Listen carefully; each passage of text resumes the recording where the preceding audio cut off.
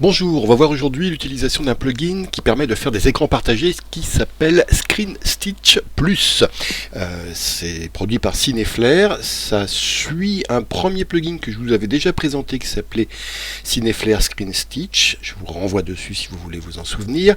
Là, c'est beaucoup plus sophistiqué que la première livraison. C'est le Screen Stitch Plus, la version améliorée que propose Cineflare. Alors pour vous dire, regardez, ça se situe ici dans les générateurs. Le premier, la livraison 1, nous proposait ce style de modèle d'écran partagé. Regardez, ils étaient sympas déjà, moi je les ai souvent utilisés et il m'arrive encore de les utiliser notamment pour ce style de modèle là. Mais là, avec Screen Stitch 2, j'ai une autre palette de modèles bien différents et beaucoup plus nombreux, et c'est vrai que c'est bien d'avoir les deux. Moi, je vais dire qu'en ce moment, je suis plutôt sur l'utilisation de ceux-là, parce que notamment ces quads là, j'adore. Le quad 10 comme modèle est pas mal du tout. Et puis regardez ce qu'on a aussi, on a 4 barres, 3 barres latérales, donc on partage en 4, on peut mettre 4 images ou découper la même image.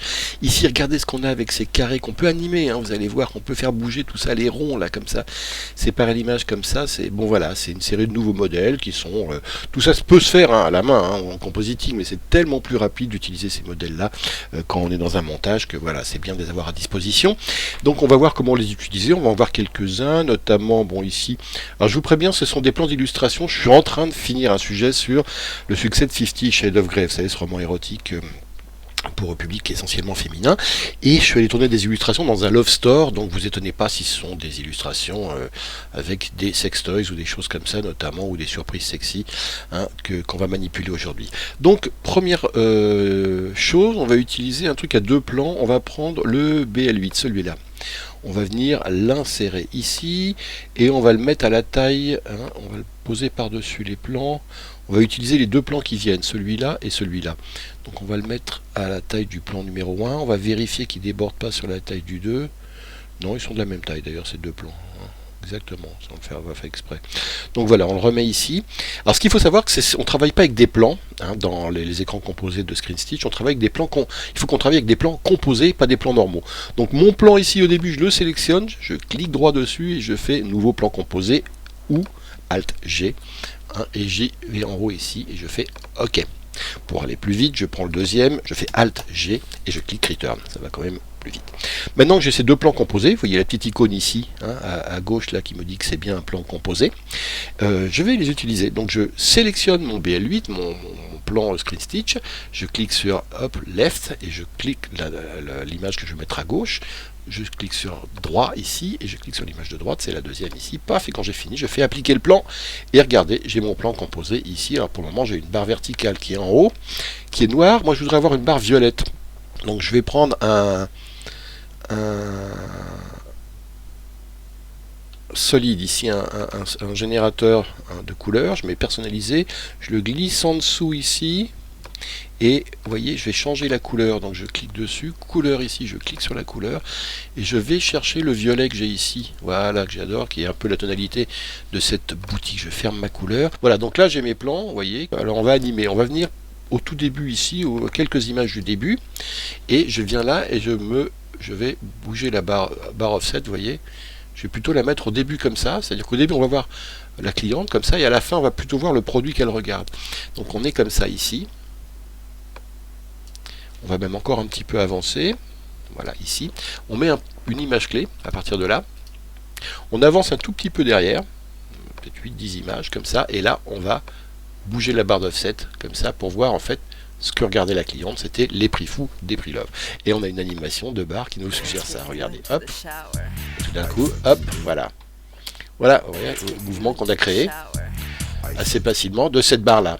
Alors on retourne dans nos Screen Stitch et on va prendre un deuxième modèle. On peut enlever ces deux plans là puisqu'on les a utilisés. Cette fois-ci on va prendre on va utiliser un quad carré comme ça, avec ce carré là, vous voyez, comme ça. Donc on va le mettre là, par dessus en fait au début, pour voir mes tailles de plan maximum. Faut pas que je dépasse à chaque fois. Donc là je suis bon, là il est plus petit, là il est plus petit, donc je suis pas mal. Les trois plans, on va les transformer en plans composés, donc vous n'oubliez pas, paf, plan composé return, ou alors Alt G return, et le troisième, Alt G return.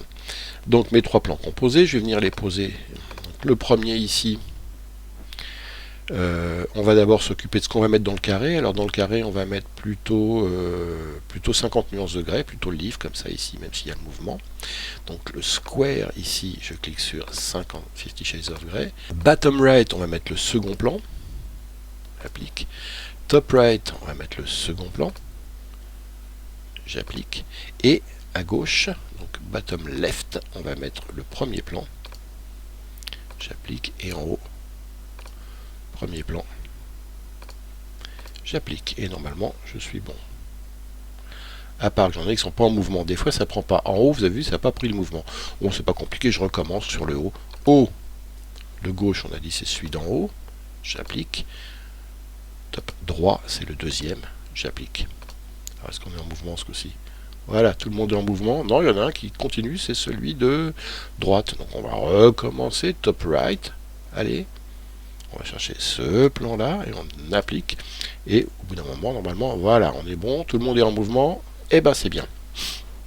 Ça, c'est un petit bug encore que je vais signaler, hein, c'est que de temps en temps, il faut s'y reprendre à 2 fois pour qu'ils prennent le plan en mouvement et non pas en image fixe. Hein, ça peut arriver parfois.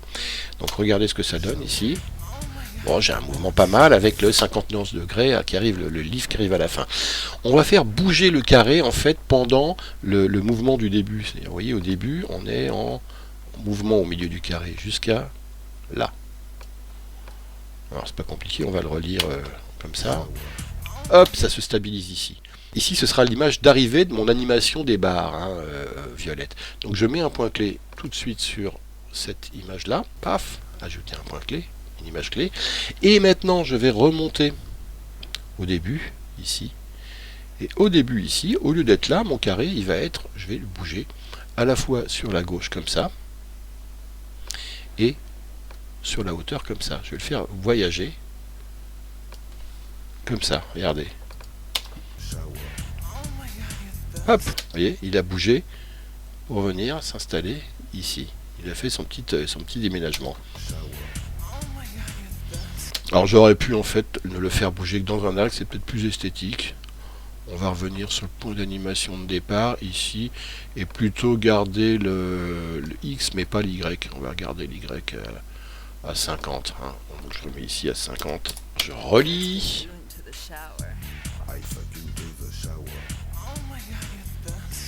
Voilà, là j'aime bien mon animation, donc on peut supprimer maintenant ces 3 plans là puisqu'on les a utilisés. On va en faire une petite dernière avec les 3 derniers plans qui nous restent, comme ça, ces 3 là. Et cette fois-ci, on va aller chercher une animation de barre verticale. On prend ce modèle là, on va venir le mettre au-dessus ici pour l'adapter au plus court des 3, qui est celui-là.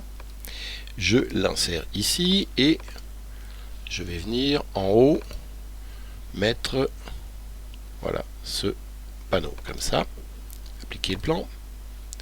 En 2, le second ici, appliquer le plan. Et en 3, le troisième ici, appliquer le plan. Est-ce que ça en a pris un? Ça a pris que celui du haut. J'ai l'impression que ça en prend qu'un à la fois. Donc ensuite, on va recommencer celui du bottom left, celui-là, appliquer. Que la prise aussi, oui c'est bon. Et le dernier, pof, hop, est-ce que ça l'a pris cette fois-ci en mouvement? Voilà, donc j'ai tout en mouvement, c'est bon cette fois-ci. Maintenant, on va repositionner. Alors, celui du haut, on va le repositionner, il prend toute la largeur, donc on ne peut pas retoucher sa taille. Par contre, celui du haut, on peut toucher sa position verticale. Hein. L'horizontale non plus, puisqu'il prend toute la largeur. Mais on peut, vous voyez, le recadrer verticalement, comme ça, pour mettre en avant plutôt le milieu de la vitrine. Par contre, ceux d'en bas, je peux les repositionner en taille. Hein. Je peux descendre leur taille, voilà, pour mieux les repositionner et les replacer. Hop, entièrement, comme ça, par exemple. Et comme ça, en vertical, en jouant sur les positions. Voilà, en bas, c'est bon. Comme ça, limite bord cadre. Et le troisième, enfin, position, la taille aussi. Je peux revoir la taille, comme ça. Et la position X. Et Y. Voilà, donc je descends de façon à bien avoir. Alors je pourrais laisser aussi un petit espace comme ça peut se faire, mais bon. Pas vraiment l'objectif là. Voilà, à bien voir à la fin que c'est un kit pole dance. Et voilà, j'ai mes 3 ici. On va attendre le rendu, on relit tout ce qu'on vient de faire. Let's get you into the shower. I fuck into the shower. Oh my god, you're the best. I